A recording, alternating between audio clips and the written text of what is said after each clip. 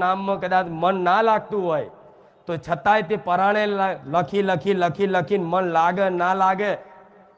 જેમ કે તમે નોકરી કરતા હોય, નોકરીમાં મન લાગે કે ના લાગે, પગાર તો સમય મળે ને.